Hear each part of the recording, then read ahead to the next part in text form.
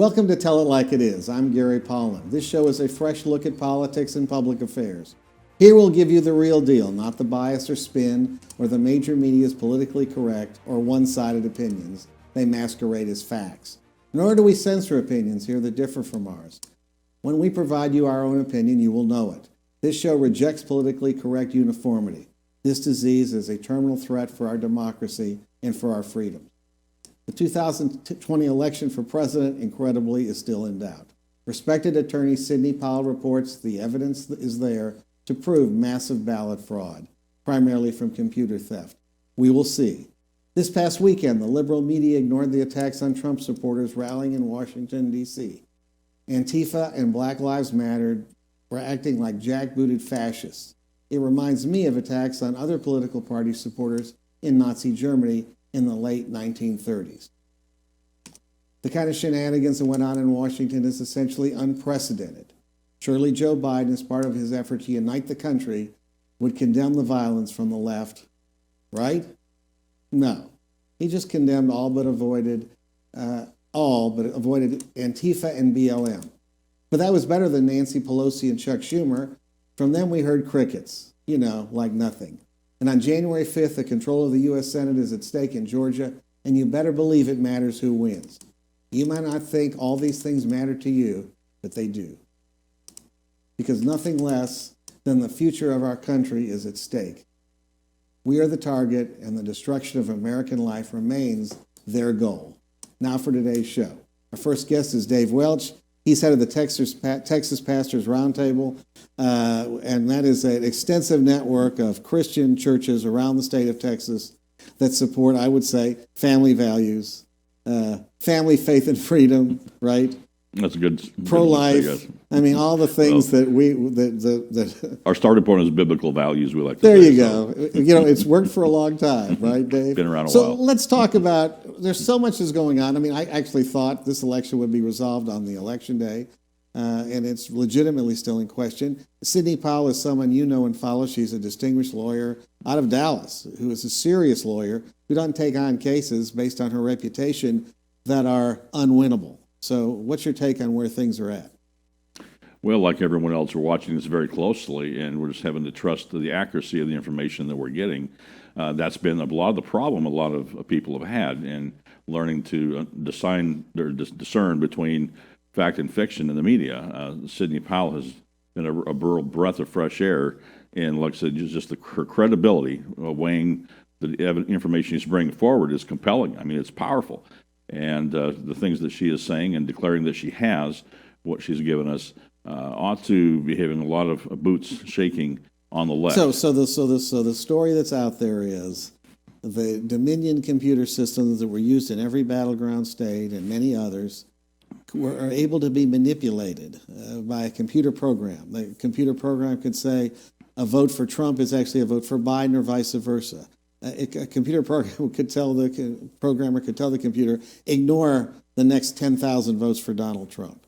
There's all kinds of manipulations that can happen with computers. Right. Exactly. If indeed that is true, it almost sounds to me like we're in a new world, a new world of where politics is such that we can't trust anything, which is quite scary, to be honest, Dave. It is. But Gary, you've been around this forever too, and we're back in the day where all the ballots were paper ballots, and that's how things were counted and processed. And then that was one of the fears when we entered the electronic process of voting, was the natural ease by which they could be manipulated. We had these discussions 20 years ago, so this isn't really new. The scope of what we're talking about is breathtaking. But when you think about how many major secure corporations, including the U.S. government, have been hacked and had data stolen, that means that the process is by natural vulnerable, and our vote that can be stolen and the national elections manipulated is frightening. In fact, I got an email from MSN the other day that listed 8 websites that my passwords had been hacked from. This, I guess, a new service said you should change your password. So I guess you're right, it can happen. So let's ask the ultimate question. What happens? Look, we know if nothing changes, Joe Biden will be sworn in as president. Okay. Let's say Sidney Powell and the other lawyers working for Trump can prove that the election was not as it seemed, and there were a lot of phantom votes out there. And indeed, Trump actually won the Electoral College. What does that mean to our system? The question, I think, in everybody's minds is, will justice prevail? And, for example, if, in fact, it is shown that there's enough evidence of enough votes being stolen and fraudulently cast, such as tens of thousands of ballots from people that are ages 100 to 200, then that raises the integrity of the entire election into question. As FEC chairman and Texan Trey Traynor has said, the ballot or the election is illegitimate. Do we then remove the president? Do we recast the election? I mean, do we revote? Do we revote? I mean, so yeah, I mean that's a question in everybody's minds, and of course, the courts are naturally reluctant to overturn elections, so it's a high threshold. It is. And of course, this goes into a couple of things. First, we were told prior to the election by the major media, by their major pollsters for months and months, this was going to be a blue wave election. The Democrats were going to sweep the Senate, increase their numbers in the House, increase their state legislative control, add governors, et cetera, et cetera. And the blue wave didn't really work out that way, did it, Dave? No, it didn't. And of course, I think anybody reasonably following these polls in the election, they've always been a question at times, but this year I think they've been outright just generally untrustworthy from the beginning. But when you look at what was happening on the ground across America, and everybody could see this, or anybody attended a Trump rally or saw reports of a Trump rally. For example, one of these supposedly rock-solid Democrat areas of Texas is the Valley. And I was in Laredo just a few weeks before early voting began at an event we did with pastors down there. And there was a Trump rally on the banks of the Rio Grande in Laredo where hundreds of vehicles, all Hispanic, were rolling out with Trump flags and U.S. flags just like every place else, including the Woodlands. And when you see all that put together, that just really defied the whole premise that we were going to have that blue wave. Well, in Harris County, it was some interesting. In fact, we have some statistics that will show up on the screen. That was fascinating. Harris County, the proposal, we had a Democratic appointed county clerk. He said because of COVID, oh my goodness, we have to vote by mail. He wanted to mail everybody a ballot at home, whether requested or not, which is, of course, a giant invitation to fraud, as we saw. But the other thing of interest was the amount of money they spent. Because, you never got the whole story on this. From the major media locally, and, of course, the Houston Chronicle never covered it at all. I did the research, and it's on our chart that'll be on the screen. We had 1.338 million votes cast in 2016. The cost, about $4 million. That's what the county clerk spent on the election. 2020, we had 1.633 million, about 295,000 more votes. Total cost, at least to date, $31 million. 27 million more. That comes out to $91.52 for each new voter. And this is at a time where the county budget's kind of tight because the Democrats on Commissioner's Court are, quite frankly, spending money like drunken sailors. Mm-hmm. And they've pretty much emptied the rainy day fund. And they have other ambitions to spend more money, not traditional expenditures like the flood problems we still have that aren't going away, but, on the social engineering that Lena Hidalgo and her friends want to do. So the question is, do you think the voters, when they voted these people into office, these radical leftists who were on our Commissioner's Court, knew that they were going to be spending $31 million for an election we got by with $4 million 4 years ago? Well, this is part of the ongoing problem, as we will know, Gary, and this is what we've been trying to really teach and promote through our network of churches. It matters who we elect. It matters what they believe. And look, the Democrat Party are what we call opium eaters. And those who reckon the history of the opium wars, of that, what we get is OPM eaters, other people's money. It doesn't matter because it's not real money that we have. When we put people in office that have this philosophy that there's this ongoing pool out there of available money that just simply raise the tax rate or allow it to continue, and spending is just it's an addiction ultimately to them. Especially spending other people's money. Yeah, right? And when it's not yours, there's no accountability, and we're going to have to address that. And of course, the corruption is a whole other story of that as well, and not just in the election, but in our county government and city government. But Yeah, it's a big problem. And of course, the progress that the Republicans made in South Texas indicates that there's opportunities for a significant expansion of, and the African American community, especially males, an opportunity to add significant numbers of votes to the conservative side of the ledger. And if that happens, then Katie bore the door. The Democrats will be out of office for a long, long time. Well, that's what's very encouraging, Gary. It really is, because we've been saying for years here in Harris County, and unfortunately the Republican Party has been very poor at taking advantages. We know the core values of the Hispanic community are hardworking, strong families, strong faith, and a natural voting constituency for the Republican Party.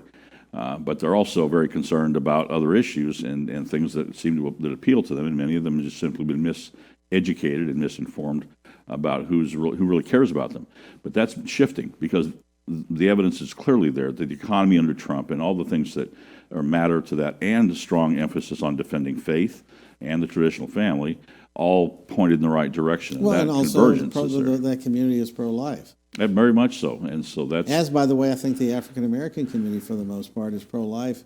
I've always wondered why most abortion clinics are put into African-American neighborhoods. Well, of course, therein lies the ultimate racist agenda of Planned Parenthood and Margaret Sanger. And the truth matters, the party of racism, the party of racial extermination and oppression and tyranny and slavery, called the Democrat Party, has simply operated under this facade for so long. But that's breaking down. It really is. Well, man, people are starting to see through it. It's kind of like, how many times are you going to sell me the same rug? I mean, in essence, what happens, because if you go back, and of course, we've been around for a while, it's like every 4 years. You know, it's not just, it didn't start with Trump. You know, it didn't. Reagan ran, he was a racist, remember? Yeah. And then George Herbert Walker Bush ran, and he was a racist. And then we had Romney and McCain, and they were racist too. And George W. Bush, he was a racist, right? And then, of course, we had Trump, he was a racist, and Dole was a racist. They were all, it's like they played it every time. You figure at some point people are going to say, no, wait a minute. How could this always be true? And then the other question becomes, the Democrats make all these promises of what we're going to do for you, and nothing ever changes. I mean, our public schools are garbage, okay? Our minority kids, the families who come from poor homes, are basically getting screwed, because it's not like they're not capable. They are. They need the opportunity. We need to open the door for them. It's not happening. They get the worst of the facilities. They get the worst of the teachers. And it's too bad. No, a good friend of mine, the name of Reverend William Owens, who's the founder of Coalition of African American Pastors, 80 years old, marched with Martin Luther King. One of those deeply involved in the civil rights movement, has said a number of things that are very profound, but one of which is, he said it was easier for a black man to get a good quality education before 1964 than it is today, under Jim Crow. Which, by the way, brings us to an issue that I know that's close to your heart, and that's school choice, opportunity scholarships. Why aren't we doing that? I mean, that's an issue that resulted in, in Florida, our Florida gubernatorial candidate being victorious over an African-American mayor who opposed school choice because he was in bed with the teachers' unions, and the Republican candidate was strongly for it. His margin of victory was because of African Americans who voted, who liked school choice. So why aren't we running on that? Well, exactly. Well, look, the people have been, and the needing it the most, have been caught in a snare of political opportunism. And the problem is on the Democrat Party side is they're too beholden to the teachers' unions politically to go too far and advance that agenda and allow open competition in the system. Unfortunately, the Republican Party has also been caught in this fear factor because they also likewise, look at this, this, Gary, the rural districts, the major power center there is the school system. Right. And that means the voting bloc out there, and people are protective of those schools. They think they're good. I can disagree with that, but the point is that so the paradigm is that nothing happens. Right. And the urban schools get worse and worse. But now this year with 2020, with all the shutdowns, I believe that this year we now have an opportunity in the legislative session coming up to finally break through and get some at least decent level of school choice. You would hope so. I mean, because there are so many examples when we give them opportunity, they do well. Okay, we're down to our last couple of minutes. I want to talk about unifying the country.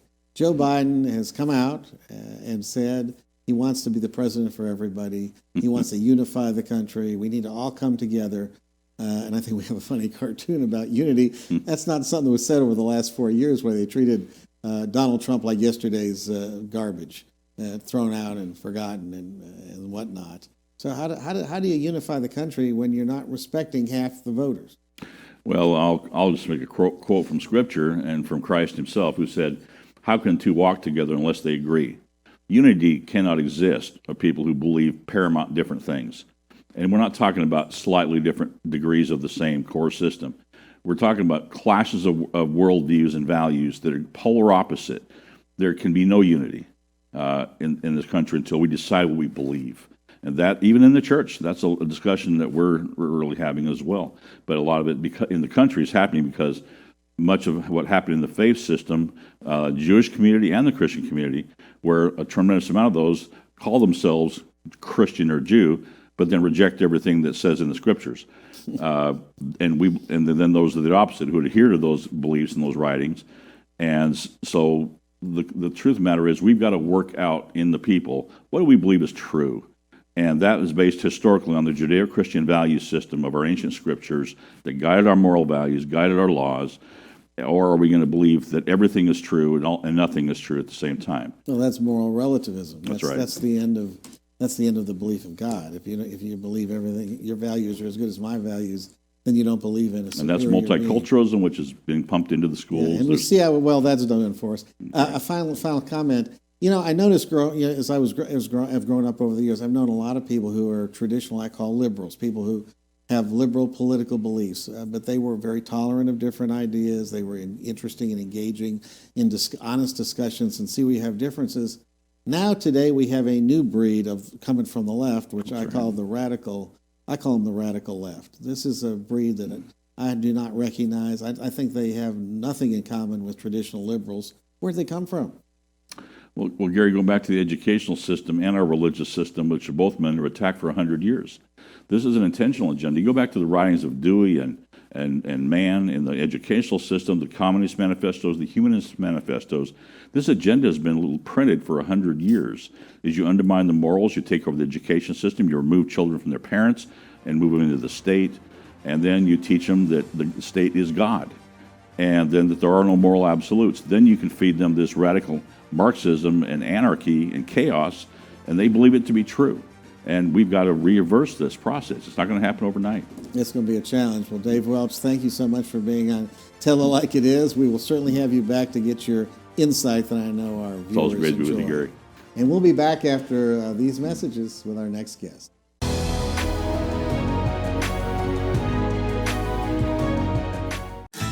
During the Cadillac Season's Best Sales event, Ron Carter Cadillac, Houston's only Cadillac to-your-door dealer, delivers 0% APR for 72 months, plus $3,000 bonus cash on both the first-ever 2020 CT4 Luxury Collection for only $449 a month, and the first-ever 2020 CT5 Luxury Collection for just $499 a month, both with only $1 down. Gulf Freeway, just 2 minutes south of the Beltway. Shop smarter when you shop Ron Carter. Ron Carter, Cadillac.com.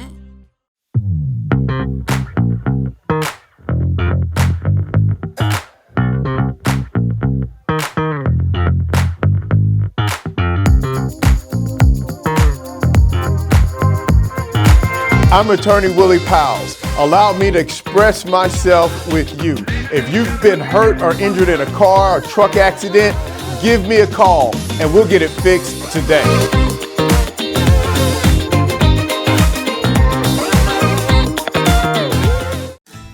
Season's best sales event, Ron Carter Cadillac delivers 0% APR for 72 months plus $2,500 bonus cash on all 2020 XT4, XT5, and XT6. Or drive 2020 XT4 Luxury Collection only $299 a month, 2020 XT5 Premium Luxury Collection just $369 a month, and first ever 2020 XT6 Premium Luxury Collection just $399 a month, all for 39-month lease with just $1 down.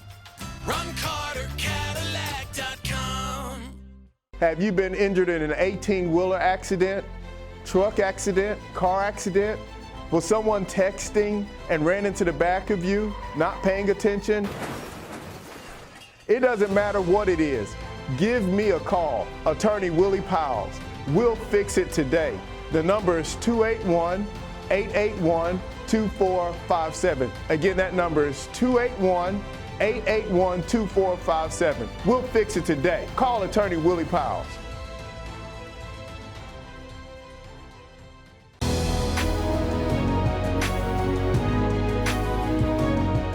Welcome back to Tell It Like It Is. I'm Gary Polland.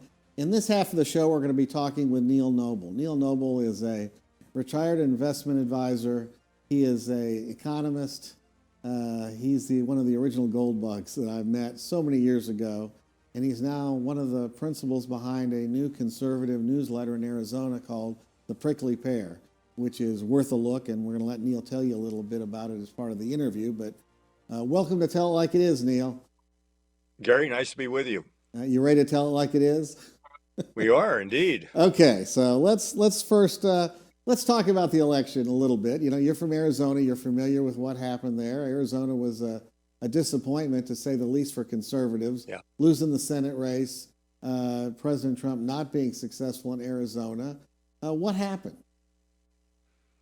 Well, he's only behind by about 10,000 votes, and I guess Representative Andy Biggs has called for a recount, at least of Maricopa County. It's a very close election, but it's kind of interesting. I originally came from southwestern Pennsylvania before we moved out here, which was a heavily Democratic unionized area, this county southeast of Pittsburgh, and moved to Goldwater country in the 1960s, and demographics just have changed. Fayette County, Pennsylvania, where I come from, went better than 2-1 for Trump. And here in Arizona, he lost by a slight amount. So it just shows you things can shift over a period of years. We've had a lot of people come in from California, a lot of people come in from Illinois, a large Hispanic community growing, both legal and illegal. And I think that was mainly it. We also lost a major metropolitan newspaper, which used to be conservative, the Arizona Republic. It now is kind of a left of center corporate newspaper owned by Gannett. So those would be the things I think that were probably primarily responsible. Yeah, interesting you say that. You know, in Texas, Trump won some of the far South Texas Hispanic counties, which is really quite amazing. I mean, they did have a campaign there, they worked it, and it looks like, at least in some of these areas, Hispanic communities' interest in hard work, education, family values, and faith really measured up. And so there may be opportunities for Arizona too there, Neil. Absolutely. I think there is. It's part of it is education and messaging. Absolutely. Okay. So let's talk about the economy. And it's been a wild ride. We had the crash of the spring when we had the COVID lockdown. We have a potentially new president, Biden, coming in, depending on how the lawsuits work out, who has advisors who want to shut down the country for another 4 to 6 weeks. What would that do to the economy, Neil? Well, I think you're touching on something, and that is the rebound from the low. We had third quarter GDP up an incredible 33%. We had unemployment drop from 15 to about 7.9, but we're still off the better levels we were before lockdown. And the question is, can we move forward? The stock market seems to be saying, yes, we can. And the vaccine seems to be the main thing. Today, Moderna announced their vaccine, which had an efficacy of about 94% and doesn't require special refrigeration. That caused the S&P and the Dow to close at all-time new highs. So the stock market is anticipating improvement. Now, what can come along and destroy that would be, I think, lockdown again would be bad. I think there's an independent variable here, of course, the Federal Reserve. You could argue maybe it's probably less important who is president as who's chairman of the Fed when it comes to the stock market, because they supply the money to the system. And then I would look at the appointments. I know the argument right now is that, you know, we've got gridlock and the market likes gridlock, and we can talk about that. But indeed, Biden still has wide discretion to make appointments to the executive branch and the so-called administrative state. And if he appoints really radical people, say Elizabeth Warren. I think we've had a little technical difficulty. We will see if we can. We've reconnected with them. So Neil, we had a little technical difficulty. You were talking about your concerns about potentially radical leftist appointments by a President-elect Biden to the cabinet, like Elizabeth Warren at Treasury. You didn't mention her, but Randy Weingarten at Education and others of that ilk. What would that mean in terms of our economy and the stock market? Right now, I think Wall Street is operating under the theory that gridlock is good. But remember, many of the things which dictate our life today has nothing to do with legislative action. It has to do with the action of the administrative state, the regulatory state. You know, who's at the Environmental Protection Agency, who's at BATF, who's at these kinds of agencies can make all the difference because they write rules, interpret rules, and enforce rules all under the same roof without any federalism, without any dispersion of power. So I think the market will be looking for, is he going to appoint a bunch of radicals to these important agencies? And also, will the Democrats move the economy back to lockdown? Yeah, those are big considerations. Interesting, Neil, when you talk about the appointments in regulatory state, you would think that Wall Street's going to have a lot of influence with Biden because they put their money on the Biden campaign. That's where the vast majority of donations from Wall Street went to. So what did they buy? We'll see. Maybe nothing. We'll see. I mean, the thinking is that because of the Senate likely staying in Republican hands, and we don't even know that for sure, and a Supreme Court which is more conservative, that the more radical elements of a Biden administration, the Green New Deal and health care for all and free college and those sorts of things will not be there. But at the margin, he's going to move for a progressive agenda, but he won't get his big marquee programs which might be damaging to the economy done. Well, we'll see, won't we? We will. You mentioned gridlock, as that's what Wall Street is anticipating, I guess, anticipating that Republicans hold the 2 seats in Georgia over their radical leftist opponents, and hopefully that will happen. But if we don't have gridlock, we're going to have close Democratic control of the Senate and the House, and of course the White House. Well, what kind of history do we have in terms of how the stock market does under Democratic rule? Well, Edward Yardeni just did an interesting study, and he showed that historically the stock market does better under Democrats than it does under Republicans. Republicans, of course, will respond by saying, well, that's because we have to come in and clean up the spending mess and take money away after the excesses of Democrats. But that argument, I mean, it is what it is. The market tends to do better under Democrats than the Republicans. But if you look at a situation where the House and the Senate are in the opposite party in the White House and you do have gridlock, the market does actually better than either of those scenarios. The market really does like gridlock. It doesn't like radical change. Now, gridlock may be good in that sense, but there would be one sense when it would be difficult, and that is in the event of crises. I mean, gridlock government is paralyzed government. So then there's the other variable. What happens in the 4 years of Biden? Do we have a confrontation with the Chinese? Do we have a recession? Do we get out of this COVID situation? I mean, this is all up in the air. Stock market right now is feeling good about it. We're entering the time of year. Actually, after Thanksgiving through Christmas is traditionally the strongest period of time for the stock market. So market may sail well into next year, and then it's going to have to face these difficulties. Yeah, no question about that. Well, you mentioned Georgia and how critical that is and what's going to happen in that race. But in terms of the economy, let's switch and talk a little bit about gold. I mean, you're one of the original gold bugs. Written about gold, talked about gold. I think when you first started suggesting people buy gold, it was selling for how much an ounce, Neil?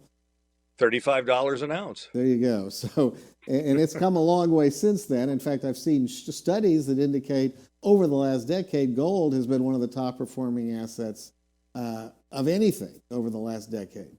That's correct. And what is the primary driver, Neil, in your opinion, that has resulted in gold being such a good investment relative to the dollar? Well, I think a lot of it has to do with a decision made by Nixon in 1971 that took us off the remnants of the gold standard, which was the Bretton Woods Treaty. And since then, a lot of things have gone wrong, and we could do a whole show on the things which have followed since that decision in 1971. But gold basically is a vote of no confidence. We no longer have any kind of objective backing of our money and nothing really to constrain government. So when people ask what kind of a standard are we on, I tell them the politician standard. So if politicians restrain themselves, we have periods of relatively modest inflation. When politicians abuse their privilege, we've had periods where it's gone double digit.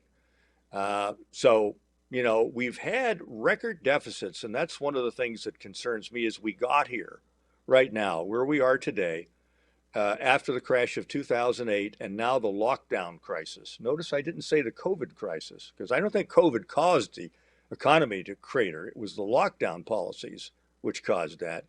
But we've had enormous stimulus brought into the system, and we've now run a national debt to $26.5 trillion, and the economy's only about $20.5 trillion. So we've got debt to GDP ratios which we haven't seen since the height of funding of World War II, and we've done this in peacetime.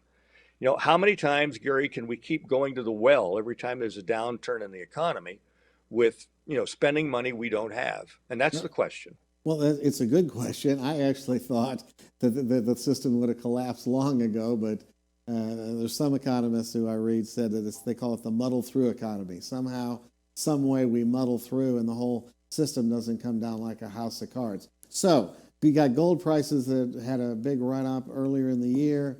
We have massive deficits. We probably have some other stimulus bill coming down the pike of some amount of money. Whatever it is, they don't have it. It's going to be printing press money, etc.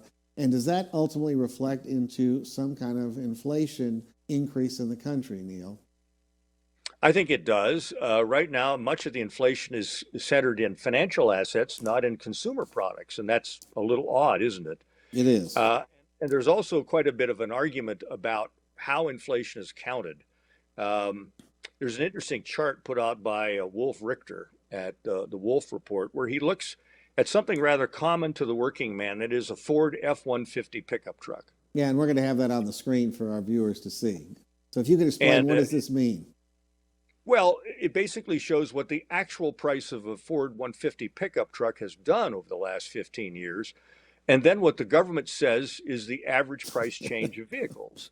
And they're not recognizable. Well, somebody's lying. Somebody's lying here, Neil. Who is it?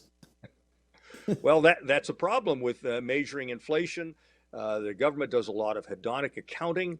They do a lot of things and say, well, the F-150 you get today will boop and beep if your bumper gets next to something, and it has navigational equipment, and it's got automatic this, that, and the other, and that's an improvement. Well, just to give you an anecdote, we have a fine Toyota product that has heated seats. That's something we don't really need here in Arizona, Gary. No, so it gets hot in Arizona. In Minnesota, it might be worthwhile, but could you get that outside of the package? No, you get all these things together, and you wind up having to pay for them, and you're having to pay a lot more for basic transportation than the inflation numbers. Well, yeah, because the chart that you had, Neil, shows that since 1991, it's up 170% versus the inflation rate of looks like a little over 20, according to the government. Correct. So that's a big So lie. if you're a plumber, if you're a landscaper, if you're a carpenter, and you use a pickup truck, look what it's costing you for an essential piece of equipment to operate your business. And even if you had a Camry, it's still up 70% versus 20. Incredible. That's correct. And that's correct. The dollar, I think we've talked about this before, the dollar from 1960 today buys, what is it worth? I'd have to calculate it, but it's about 20 cents on the dollar. Yeah, so it's unbelievable how much it's gone down. You think about it, you go back in the 60s, people who were making $12,000 a year. That was not a bad living. It was middle class. And a man could raise a family, and his wife didn't have to work, and he could have a middle class standard. But since about 1971, there's been hardly any growth in real inflation-adjusted wages for the average person. Yeah, that's not good for good for working people. Okay, we have another interesting chart, Neil, where you looked at the market cap and figured out where. Well, explain what it is. I call this the yellow chart. What does this mean? Right. Well, there's a lot of disagreement about how do you know if the market's expensive or not. And there are people who say, well, it's the price to earnings ratio, or it's the price to book value, or a variety of things. But Warren Buffett settled on something which I think most people would agree is a good measure, and that is the market capitalization of stocks versus GDP, or the total size of the economy. And it shows that we currently are at the most expensive level that we've ever achieved. So, how much stimulus is it going to take to drive us forward? How much good news, how much recovery is not already in prices? And that's the question. You talked about how we've been able to skate through this and not have a crisis. You might look at this and say, well, we didn't have a crisis that we'd recognize as perhaps what we've seen before, but the fact that we've had to have this emergency intervention constantly over the last 10 to 15 years, and now emergency intervention is considered standard operating policy, is really quite surprising. That's kind of scary. What happens if we have an extraordinary emergency? What tools do we have left to play with besides Correct. sending more checks out to people, or as somebody said, throw money out of helicopters? How many more bonds can we print before people around the world start saying, I don't own those bonds, they don't pay any interest, and I have no protection against the future erosion of purchasing value, because what's a bond? Well, a bond exactly. is a contract for the future delivery of money. Which is huge problem that you pointed out. Why would anyone want bonds? It's a guaranteed loss of your principal. And then the area of negative interest rates, what does that tell us about the economy? Well, again, when have we seen year after year of negative interest rates? Never, I can remember. Not since recorded time when we have been keeping track of interest rates. And I have a book by Sidney Homer that takes it back to Mesopotamia, because we have potsherds that tell us what interest. We've never had negative interest rates, and particularly real negative interest rates when you look at in this sense. And so this is an emergency measure, and now we're cruising along and we're in the middle of prosperity, but underneath the surface, everything is supported by continual application of these emergency measures. Well, why are these emergency measures so necessary? Well, maybe because the economy never had a chance to cleanse itself from overreaching, bad investments and the like, and so that's what we end up with. So your unofficial advice, okay, because we're a TV show, we don't give investment advice. However, in your shoes, Neil, do you think people who don't own any gold, regardless of their financial circumstance, should they keep a percentage of their assets in gold-denominated assets, be it gold stocks, be it gold coins, etc.? Well, I would own both the coins and the shares, and the percentage would be depending on their financial plan, and that I can't really talk about, but that it deserves a place in the portfolio that was larger than what us financial planners used to say, which was 3 to 5%. I think it does deserve that. That doesn't mean you sell your stocks. That doesn't mean you sell your real estate. It means that you hedge your bets, because, well, look at this last election, Gary. The deficit wasn't even up for discussion between the two parties. Yeah, the subject never came. No. It used to be. So are we going to continue to run, $3 and $4 trillion deficits annually, which is what we're doing right now? I mean, we just don't know where the inflection point is where that does damage to the system. And I think ultimately that's what gold is purchased for. It's not purchased because it's a get-rich-quick scheme or the hottest tech stock. It's basically protection against the abuse of the money. Insurance policy. And the other thing, Neil, that we know from studying history, at least of the 20th and 21st century, a $20 gold piece, which is an American coin that was in circulation till Roosevelt seized the gold and closed the gold window for the people back in the 30s, that always bought a good men's suit. In that time, $20 gold piece would buy you a nice men's suit. Today, a $20 U.S. gold piece, uncirculated, is worth about $2,000. For $2,000, you could buy a nice men's suit. That has purchasing power. You take the same $20 in currency that you had in the 30s, that don't buy you nothing. And in terms of a nice suit, you get no suit. Maybe a lawsuit. I don't know. And in terms of insurance, if you look at the traditional role of insurance, normally to insure oneself requires a premium payment, which means there's a negative return. You only get a positive return if you have the horrible event occur. like Right. your car crashes or your house burns down.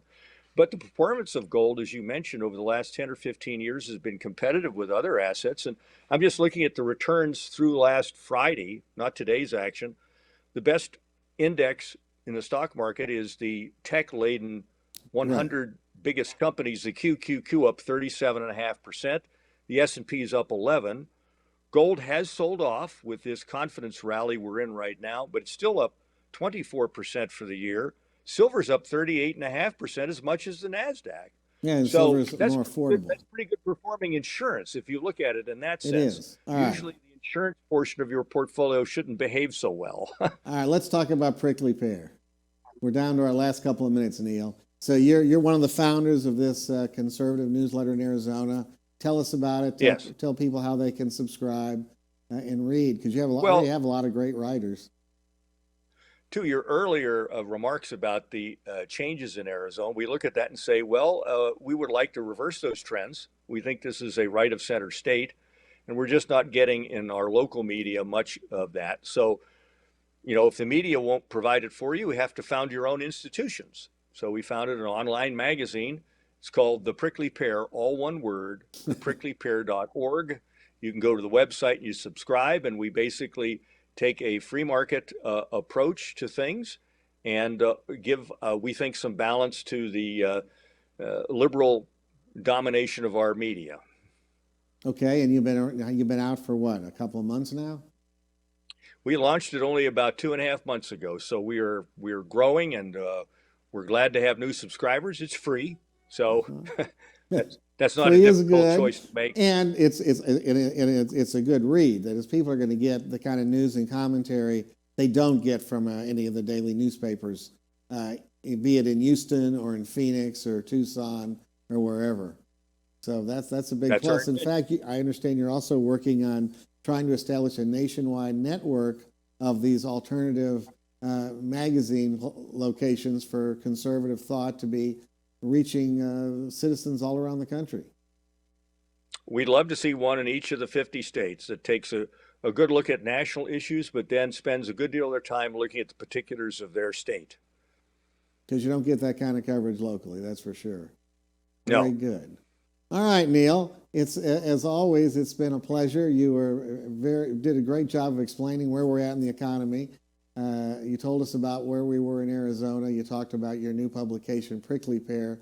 Certainly worth the read. People will be able to enjoy your commentary as well as other editors of that publication and what they think of what's happening in the country. Certainly better than what they're getting from their daily newspaper, and they pay for that. Think about that. Not worth much. Yeah. Anyway, it'll be interesting, Neil, to see over the next couple of weeks what happens with this election. Did they really steal it with a computer trick? That is the other side from President Trump, or is President-elect Biden going to actually take office? Who knows what's going to happen? We live in interesting times. We do, and I don't think the markets would be particularly fond of a constitutional crisis either right now. No, that would not be good. Okay. Well, Neil, we'll have you back again soon to talk about things. You stay out of trouble. Okay? Thanks, Gary. Thank you. Well, thank you for watching Tell It Like It Is. We'll be back next week at the same time and same place. You can email this show at Gary Polland at americanstar.tv.com. You can get my bi-weekly newsletter, the Texas Conservative Review. Another thing to read for you by signing up for free at the TexasConservativeReview.com. Remember, in the immortal words of President Ronald Reagan, you and I have a rendezvous with destiny. We will preserve for our children this, the last best hope of man on earth, or we will sentence them to take the final step into 1,000 years of a new dark age. God forbid. See you next week.